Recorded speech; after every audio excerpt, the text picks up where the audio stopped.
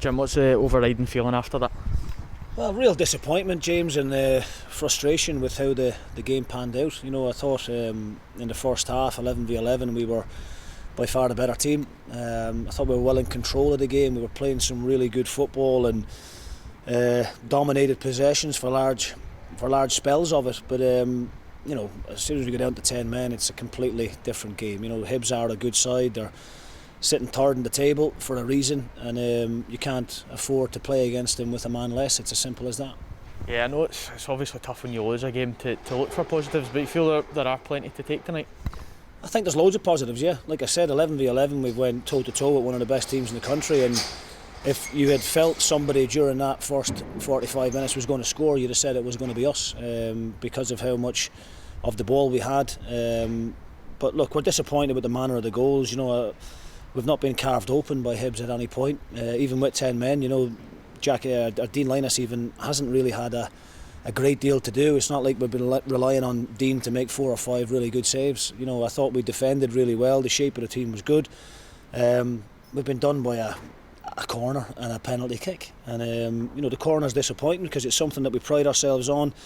Unfortunately, Porteous gets a run on Tates, and it's a brilliant header. The penalty, I can't mump and moan too much because we've had our fair share of penalties recently, but yeah, I think it's a little bit soft. I think Jamie Murphy does great up against Marcus and drops the shoulder, goes down the outside. Marcus does touch his arm slightly, but I don't think there's enough there for Murphy's legs to fall away from underneath him. But we know the game, we know the way football is played nowadays. You can't touch anybody in and around the box, because if you give the referee a decision to make, then more often than not it's going to go against you.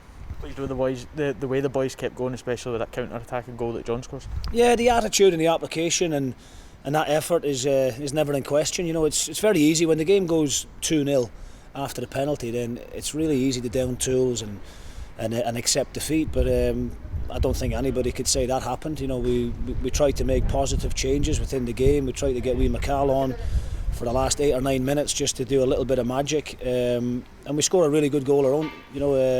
Jamie McGrath plays a great ball in the channel for Dylan to go and use the great pace that he's got, and he puts a brilliant ball across the face to John, and credit the Beaks, because that was not an easy finish at all, the way the ball was bouncing up, and he made it look simple. So we get ourselves back in the game, but unfortunately it was too little too late. Transfer window closed yesterday, no business done on the final day, but you're happy with what you've got heading into the last part of the season? Yeah, I think the squad's in good shape. I mean, tonight we took a couple of knocks. Wee McCall, his arm doesn't look all that great, and Christian Dennis has took a bang to his Achilles as well. So we'll see how the two lads are in the morning. But we done some great business early on in the window. And sometimes people forget that we do that.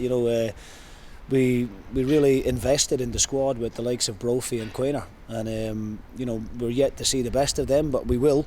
Eamon is still getting up to speed in terms of his fitness and his sharpness, because prior to coming here he wasn't playing a great deal of football, and obviously Colin has been out injured since the St Johnstone game, so we hope to have Colin back in the squad in the next week to 10 days, which will be great because we've got a lot of football to be played in this month. But overall, I'm satisfied with what we've got, and the boys are in a great place. We won't let this result tonight to dampen our spirits. They put in 2 fantastic performances against United and Celtic, and prior to the Dundee United game, if you'd have told me we were going to win 2 out of the next 3 games, then I'd have snapped the hand off you. So we'll regroup after this one, dust ourselves down, and we'll go again on Saturday.